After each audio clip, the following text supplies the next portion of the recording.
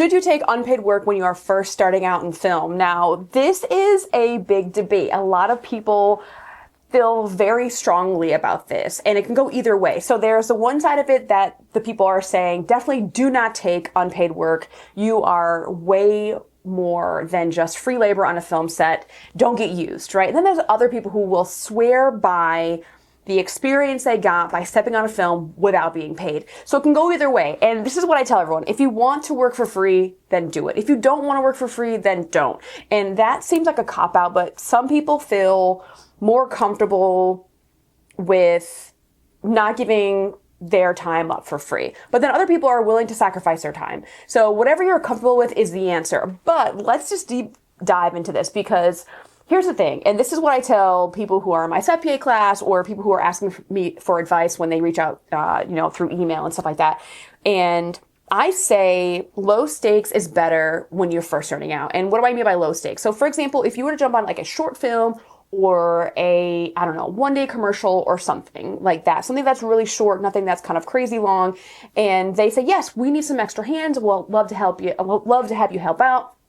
And then they're like, okay, I'm going to give you, $300. Well, you're like, okay, yes, I'm going to pay $300. But then I feel like there's an extra pressure there. Now, if you have the same type of set and they say, we can't really offer anything, but we're happy to have you on set, and you have zero experience, that is like a dream come true, because it's low stakes. There's no pressure. They know that you're learning, that you have no experience, and that they're going to want to have you help where you can. And there isn't that like, okay, there's expectations that I need to deliver on certain things. So the debate is out for sure, but I definitely lean the way toward you should take any work that you can, because I say a day on set is better than not on set. And if you're willing to sacrifice your time, then do it. Now, sacrificing your time could be your free time on the weekend or whatever days off you usually have through whatever job you have, paying the bills. But I think that any day on set is better than not, because if you are trying to get experience and all the gigs that come your way are those jobs that aren't offering that much money or money at all, and that's all that's coming your way, then you need to start saying yes more than saying no, because those small jobs that are free gigs or lower indie budget, not that much money, lead to the bigger things. And I think that you should decide whether you would rather stay home or do another shift at the cafe or another shift in the office or another shift at the temp agency that you're working for or whatever it is, rather than like being on set, right? So I would rather be on set, even if it was sacrificing my time.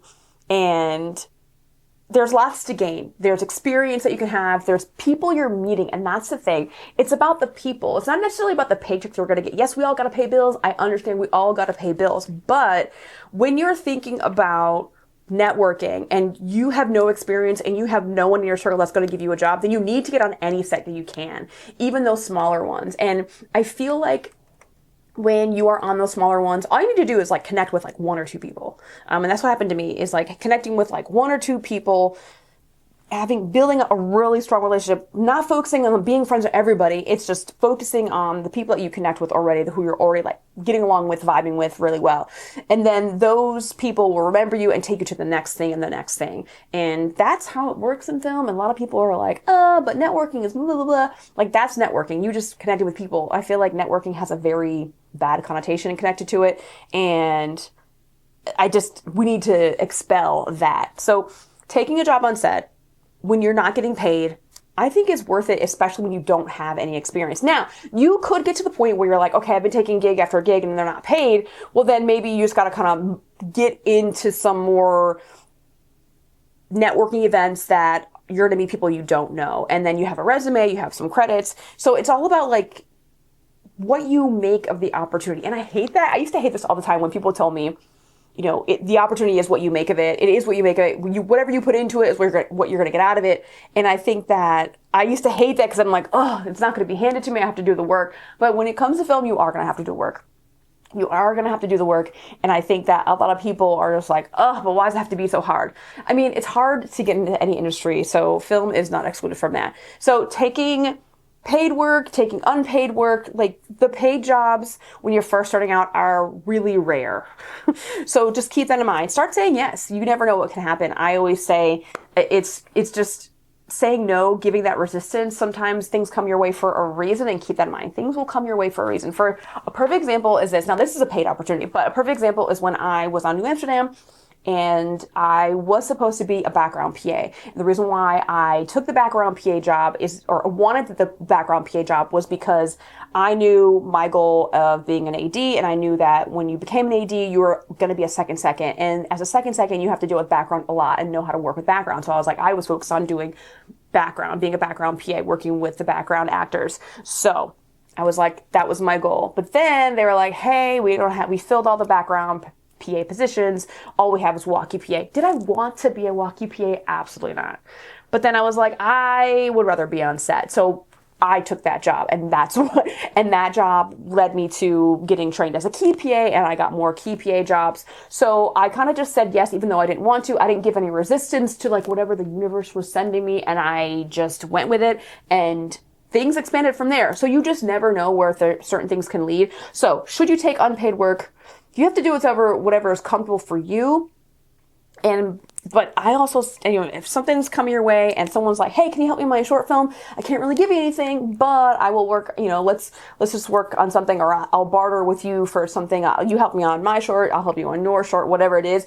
You need to be around creative people and other people that want to do what you want to do. For example, you being at a corporate job that no one else has any type of film aspirations or creative juice flowing through their veins. I mean, we're all human, so we should all have creative juices flowing through our veins. But either way, if you're around people who are not creative and who also have the same goals as you tend not to go anywhere. But if you get around more and more people and you have more opportunities and more times where you're around the people that have the same aspirations as you tend to go and you tend to progress a little bit further into where you're trying to go. So keep that in mind.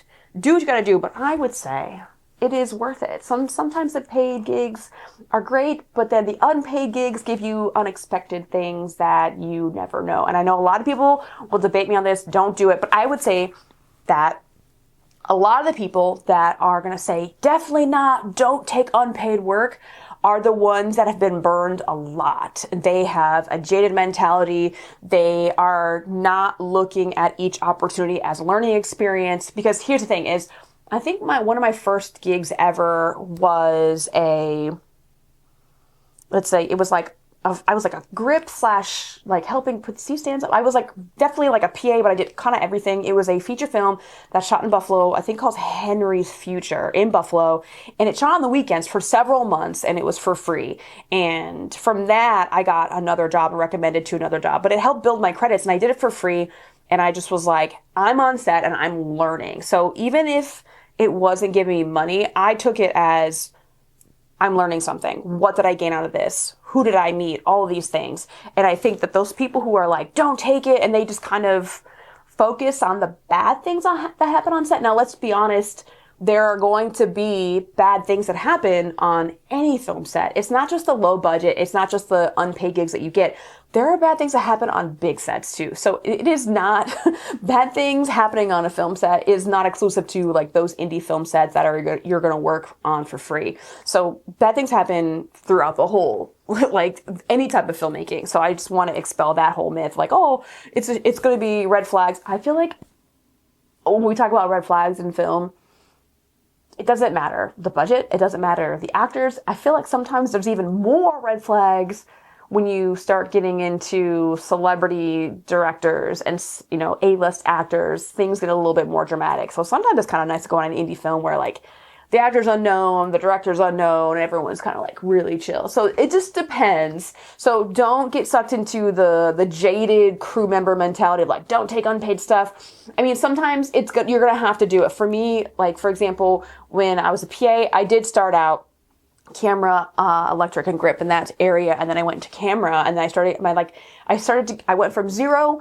and then I went to like $50 a day, and then it went to $100 a day. And then from there I got paid, for regular rates and whatever, right? But then when I transitioned from camera DP track and I went to the AD track, I knew I had to start over. So there was some set PA stuff that I was like, okay, I have to find some set PA things to jump on. And then jumping from PA to AD, when I was an additional PA, I started to really want to get into the AD position. So I started doing indie film, short films as an AD. And those, I think I did like 3 maybe for free, and then I started getting paid. It went from 0 to 75 to 100 to 150, 200. It was like every gig I did, I got paid more and more. So it could work for you. If you have a negative mentality toward any of it, it's just going to turn out a negative experience for you. So definitely manage your expectations and don't be resistant to what comes your way.